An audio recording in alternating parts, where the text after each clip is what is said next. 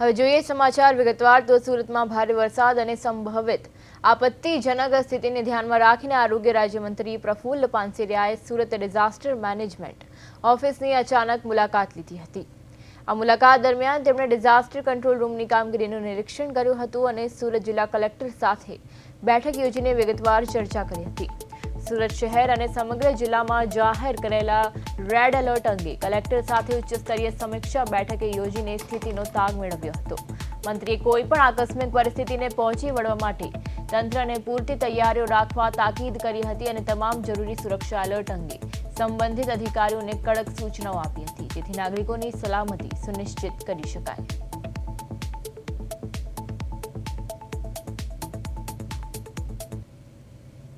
બધાને વિનંતી કરું છું, ગયા વખતે જે વરસાદ, કારણ કે વરસાદ જ એટલો બધો હોય કે જેથી કરીને એને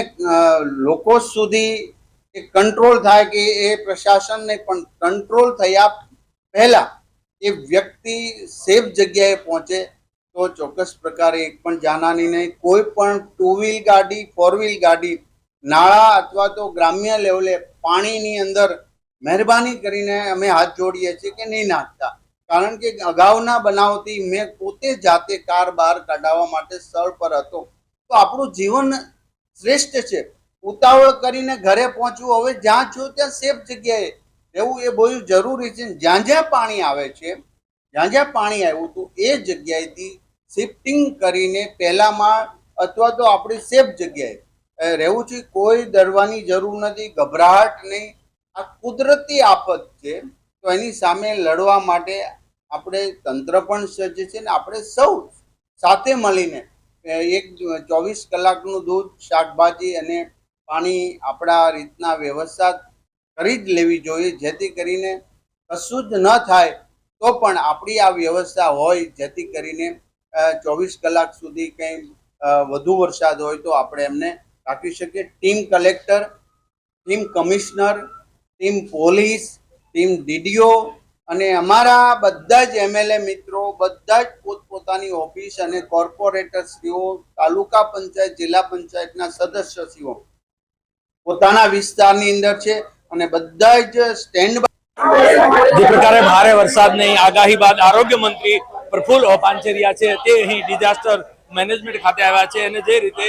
કલેક્ટર સાથે જે રીતની ઝીણવટભરી જે સમીક્ષા છે તે કરી રહ્યા છે, કારણ કે જે પ્રકારનો વરસાદ અને ભારેથી અતિ ભારે વરસાદની જે રીતની આગાહી કરવામાં આવી છે, ત્યારે મંત્રી અને જે રીતે આરોગ્ય મંત્રી સહિતના જે લોકો છે તે આ પ્રમાણે જોઈ શકે છે કે કલેક્ટર સાથે જે પ્રમાણેની તસવીરો છે તે જોઈ શકાય છે। એટલે આરોગ્ય મંત્રી પ્રફુલ્લ પાનસેરિયા સહિતના લોકો છે અને કલેક્ટર સહિત પૂરી સમીક્ષા અને ખાસ કરીને જે પ્રકારની આગાહી, એટલે વરસાદ છે તે ક્યાં ભારેથી ભારે પડી શકે તેવી આગાહી છે તે આપવામાં આવી છે, ત્યારે હાલ સમીક્ષા છે તે કરવામાં આવી રહી છે। એટલે મહત્વની વાત છે કે જે રીતે ભારેથી ભારે વરસાદ, આજે જે પ્રકારે વરસાદ પડશે ત્યારબાદ સાંજે જે પ્રકારે ભારે પવનની જે આગાહી છે તે કરવામાં આવી છે, એટલે એને લઈને આરોગ્ય મંત્રી આજે ડિઝાસ્ટર મેનેજની જે કંટ્રોલ રૂમની મુલાકાત લઈને કઈ રીતની સ્થિતિનો છે તે તાગ મેળવી રહેશે। કેમેરામેન અજય કુમાર સાથે અરવિંદ રાઠોડ, ગુજરાતી, સુરત।